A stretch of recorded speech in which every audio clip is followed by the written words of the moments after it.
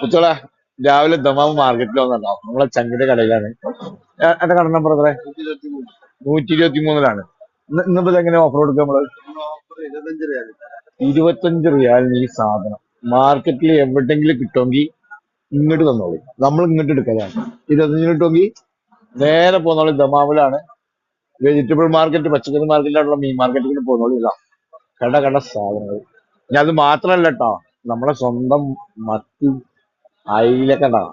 പെടക്കണ അയില, പാര ഉണ്ടോ? നീളം പാര, വട്ടപ്പാര, ഇതിന് വരുന്നാണ് കോലോനോ, കോലാരി, ചൂര. ഇതില്ലാത്ത റേറ്റും ഇല്ല കേട്ടോ. സർവത്ര സാധനമാണ് നമ്മളെ ചങ്ങലത്.